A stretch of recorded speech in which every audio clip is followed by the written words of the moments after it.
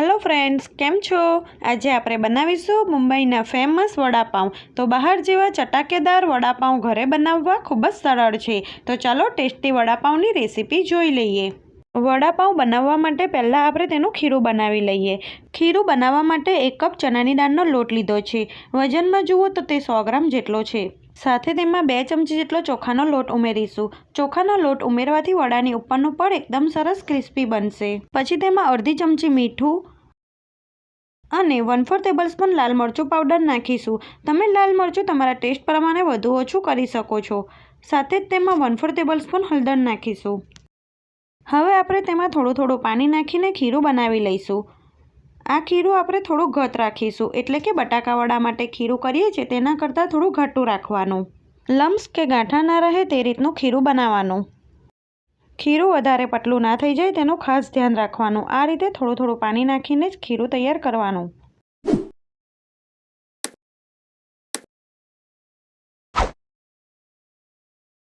તો વડા માટેનું ખીરું બનીને તૈયાર છે। આટલું ખીરું બનાવવા માટે મને અડધો કપ પાણીની જરૂર પડી હતી। ખીરાની થિકનેસ તમે જોઈ શકો છો, તે વધારે જાડું પણ નથી અને પાતળું પણ નથી। તો હમણાં આપણે ખીરાને ઢાંકીને રહેવા દઈશું। હવે આપણે વડા માટેનો મસાલો બનાવીશું। તો મેં 500 ગ્રામ જેટલા બટાકાને પહેલેથી જ બાફી દીધા હતા। બટાકા બાફ્યા પછી તેને છોલીને ઠંડા થવા દીધા છે। હવે આપણે બટાકાને મેશ કરી લઈશું। તમે મેસરની મદદથી પણ બટાકાને મેશ કરી શકો છો। બટાકા સારી રીતે મેશ થઈ ગયા છે। તો હવે આપણે તેનો મસાલો બનાવીશું। તો એક પેન લઈ તેમાં 1 ચમચી જેટલું તેલ ઉમેરીશું। આ મસાલો બનાવતી વખતે વધારે તેલનો ઉપયોગ નથી કરવાનો। સાથે તેમાં અડધી ચમચી જેટલી રાઈ નાખીશું અને રાઈને થવા દઈશું। રાઈ થાય એટલે તેમાં ચપટી હિંગ અને મીઠો લીમડો નાખીશું। આ રીતે હિંગ અને લીમડાનો વઘાર કરવાથી વડાનો ટેસ્ટ ખૂબ જ સરસ લાગે છે। પછી તેમાં અડધી ચમચી હળદર અને 2 મોટી ચમચી આદુ મરચાં લસણની પેસ્ટ નાખીશું અને ગેસની ફ્લેમ સ્લો રાખી 1 થી 2 મિનિટ મસાલાને સાંતળી લઈશું। તમે તમારા ટેસ્ટ પ્રમાણે મરચાંનું પ્રમાણ વધુ ઓછું કરી શકો છો। બધું સારી રીતે સતળાઈ જાય પછી જે બાફેલા બટાકા મેશ કરીને રાખ્યા છે તે ઉમેરી દઈશું।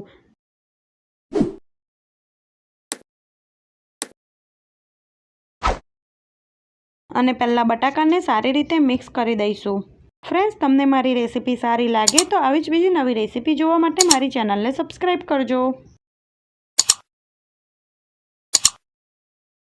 બટાકા સારી રીતે મિક્સ થઈ જાય પછી તેમાં બાકીના મસાલા કરીશું। તો સ્વાદ અનુસાર મીઠું, મેં અહીં 1 ચમચી જેટલું મીઠું ઉમેર્યું છે। 1 ચમચી ગરમ મસાલો અને 1 ચમચી લીંબુનો રસ નાખીશું અને બધું સારી રીતે મિક્સ કરી લઈશું। છેલ્લે થોડા ધાણા નાખી ગેસની ફ્લેમ બંધ કરી દઈશું। તો અહીં વડા માટેનો મસાલો બનીને તૈયાર છે। મસાલાને થોડોક ઠંડો થવા દઈશું। 10 મિનિટ પછી મસાલો ઠંડો થઈ ગયો છે। તો તેમાંથી આપણે મીડિયમ સાઇઝના વડા વાળી લઈશું। તમે વડાપાઉંના પાઉં લો તેના કરતાં થોડાક નાના વડા બનાવવાના। તો આટલી જ સાઇઝના આપણે બીજા વડા વાળી લઈશું। તો અહીં મેં બધા જ વડા વાળી લીધા છે। આટલા મસાલામાંથી 12 થી 15 નંગ વડા બને છે। હવે વડાને ખીરામાં નાખીને મીડિયમ તાપે તળી લઈશું। વડા તળવા માટે મેં પહેલેથી જ તેલને ગરમ કરવા માટે મૂકી દીધું હતું।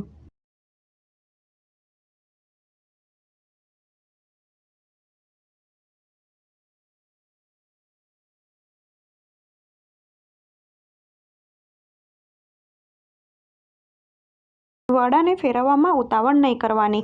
ઉપરનું પડ થોડું ક્રિસ્પી થાય પછી જ તેને ફેરવવાના। આટલા વડા તળાતા લગભગ 1 થી 1.5 મિનિટ જેટલો સમય લાગે છે। ગેસની ફ્લેમ મીડિયમ ટુ હાઈ રાખીને વડાને બધી સાઈડથી તળી લેવાના।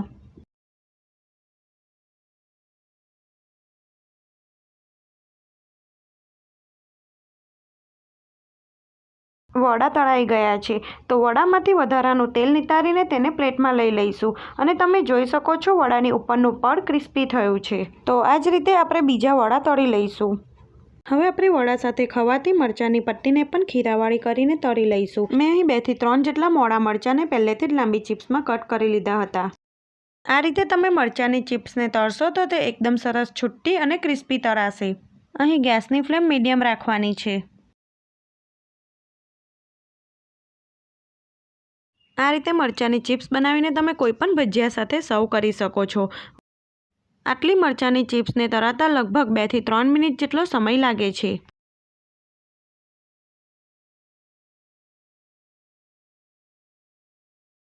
વડાપાઉં સાથે મરચાંની પટ્ટી સર્વ કરવાથી વડાપાઉં ખૂબ જ ટેસ્ટી લાગે છે। અહીં મરચાંની પટ્ટી સરસ તળાઈ ગઈ છે, તો તેમાંથી વધારાનું તેલ નિતારી એક પ્લેટમાં લઈ લઈશું। તો અહીંયા મેં વડાપાઉં માટેની બધી સામગ્રી તૈયાર કરી લીધી છે। વડાપાઉં માટે મેં અહીં મીડિયમ સાઇઝના પાઉં લીધા છે, સાથે થોડું બટર, ગ્રીન ચટણી અને લસણની ચટણી લીધી છે। હવે આપણે પાઉંમાં થોડું બટર અને થોડી ગ્રીન ચટણી અને સાથે થોડી લસણની ચટણી લગાવીશું। ગ્રીન ચટણી અને લસણની ચટણીની રેસીપી પહેલેથી જ મારી ચેનલ પર આપેલી છે, હું તમને આઈ બટન પર તેની લિંક આપી દઈશ। લસણની ચટણીની જગ્યાએ તમે શેજવાન ચટણી પણ લગાવી શકો છો।